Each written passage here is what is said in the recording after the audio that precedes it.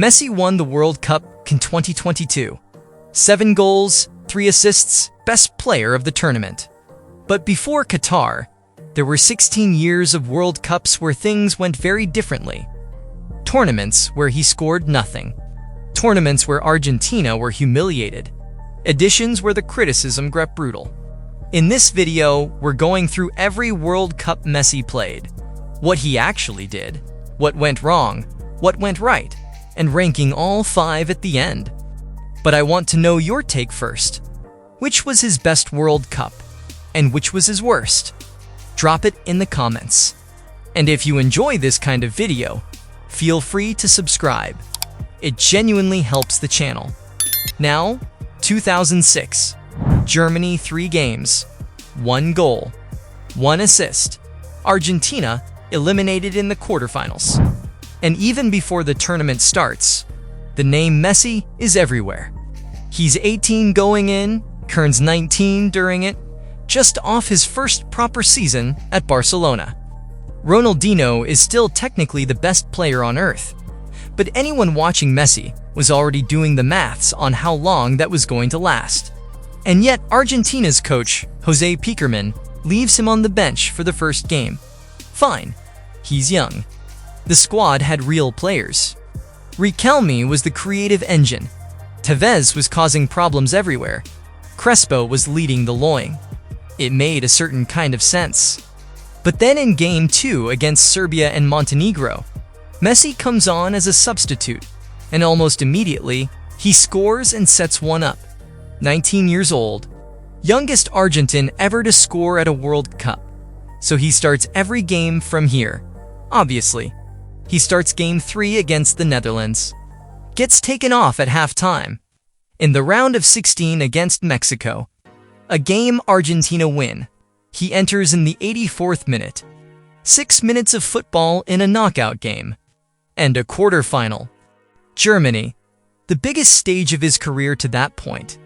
He never comes off the bench. Watches the whole match. Watches the penalties.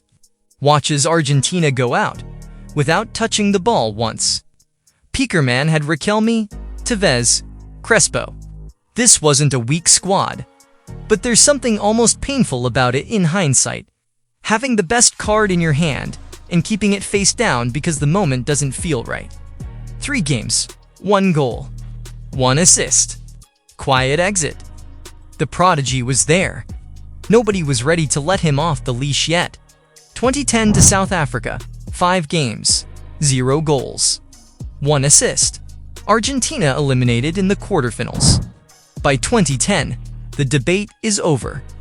Messi is the best player on the planet. Ballon d'Or, Champions League, everything. And Argentina have appointed Diego Maradona his manager. Genius or complete madness? Probably both. Messi plays every game. He's involved in everything.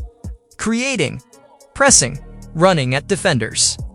Against Mexico in the round of 16, he sets up Tevez in a comfortable 3-1 win that looks like the start of something serious. And then there's the number that defines this entire tournament. 0. 5 games, 0 goals. The best player in the world, not once. And it's not like he went missing. He hit the post. He had shots saved. He built the moves that ended with someone else's foot on the wall. The tournament just kept saying no to him, over and over, in increasingly creative ways. If you go back and watch, it's almost darkly funny. His total contribution to the entire tournament, 1 assist. That's it. Then the quarterfinal against Germany. Same Germany from 2006. And this time, it was 4-0. Argentina completely taken apart. Messi had nothing. The critics who'd been patient after 2006 stopped being patient. He doesn't do it for Argentina. He saves himself for Barcelona. The World Cup isn't his stage. That narrative took root properly in 2010 and didn't loosen its grip for years. 2014 to Brazil, 7 games, 4 goals, 1 assist. Argentina, runners-up. By every measurable standard, this was a brilliant World Cup for Messi. And yet, it still felt like a door closing. The campaign had real moments. Against Iran, with the score stuck at 0-0 and the clock running out, he picks up the ball outside the box and curls one into the far corner right at the death. Pure class. Against Nigeria, 2 goals when the team needed them most. The assist for Di Maria against Switzerland in extra time. Perfectly timed, perfectly weighted. He was carrying that team, and everyone watching could see it. But the final is the final. Germany had Gudgy, who came off the bench in extra time, controlled a cross on his chest, and scored one of the best goals ever seen in a World Cup final. 1-0, Argentina lose. Higuain missed 2 clear chances. Messi had a one-on-one weir he couldn't finish. And then, right there on the pitch, in front of everyone, they handed him the golden ball. Best player of the tournament. He took it, said the right things. But there's footage of that moment, and the look on his face says everything. In an interview, shortly after he admitted it felt wrong, that he didn't deserve to be standing there, holding an individual award after losing the final. Hard to argue with that. The Golden Ball in 2014 was almost a consolation prize from a tournament that took everything and gave back something nobody actually asked for. 2018 to Russia, 4 games, 1 goal, 2 assists. Argentina eliminated in the round of 16. Something was broken by 2018. Messi had retired from international football after the 2016 Copa America final. 3rd major final lost with Argentina. Came back, but the team never looked right, and neither did he in it. Russia confirmed it almost immediately. First game, Iceland. Argentina go ahead through a Giro. Messi steps up for a penalty, misses it. Iceland equalize. 1-1. And the weight of that moment was about more than just one result. It felt symbolic, in a way that was hard to ignore. Second game, Croatia. 3-0.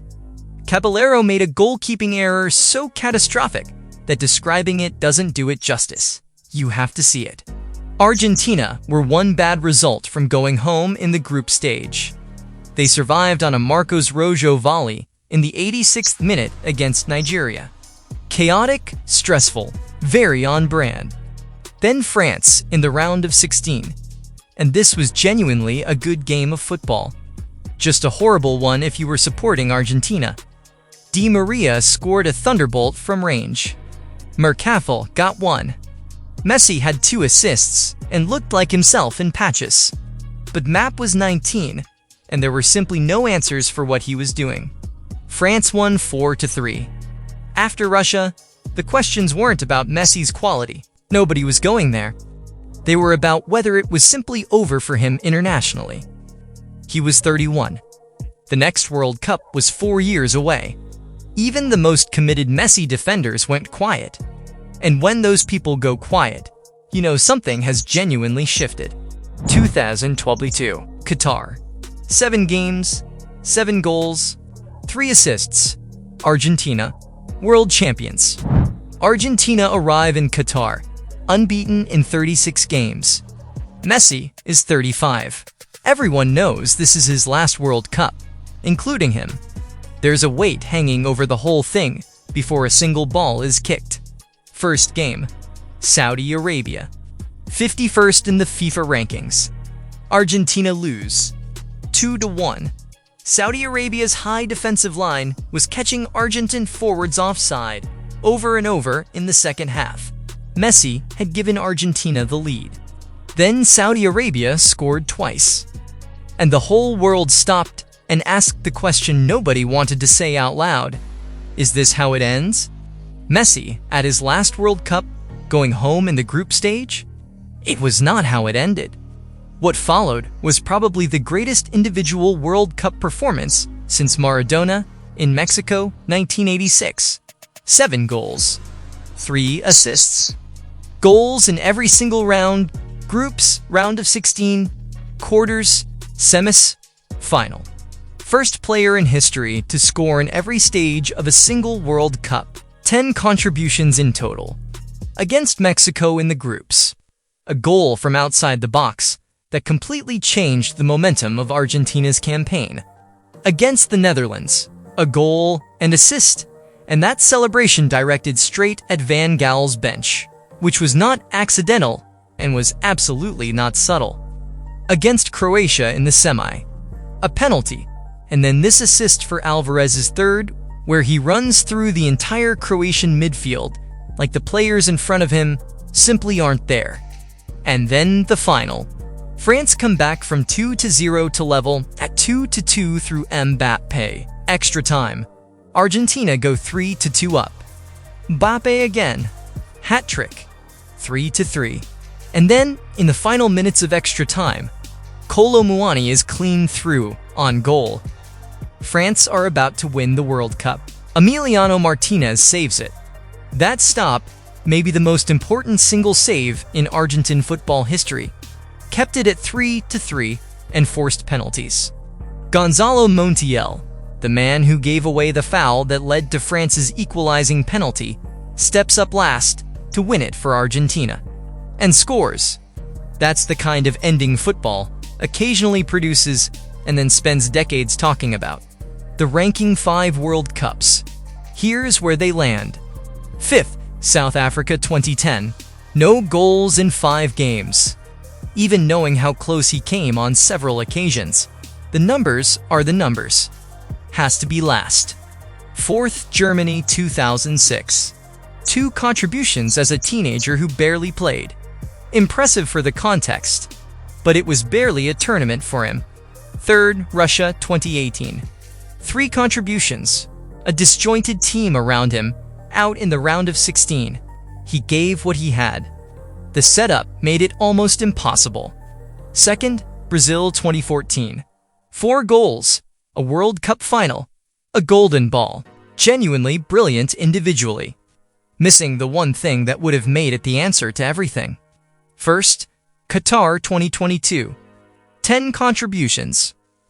Goals in every round. The trophy. Not close. For 16 years, the World Cup was the argument against Messi. He doesn't do it internationally. He's not Maradona. He disappears when Argentina need him. And then Qatar happened. And that was that. But here's the thing. 2026 is around the corner. Messi will be 39, still playing, still at the highest level. Argentina are the defending champions. And the question that nobody can quite answer yet, does he go again? And if he does, is Argentina genuinely a favorite? Or is this more of a farewell tour? I have my opinion, but I want to hear yours first. Leave it in the comments. Best place for this kind of debate. And if you're still in the mood for World Cup football, there's a video on the channel you'll want to watch next. It's right there. See you in the next one.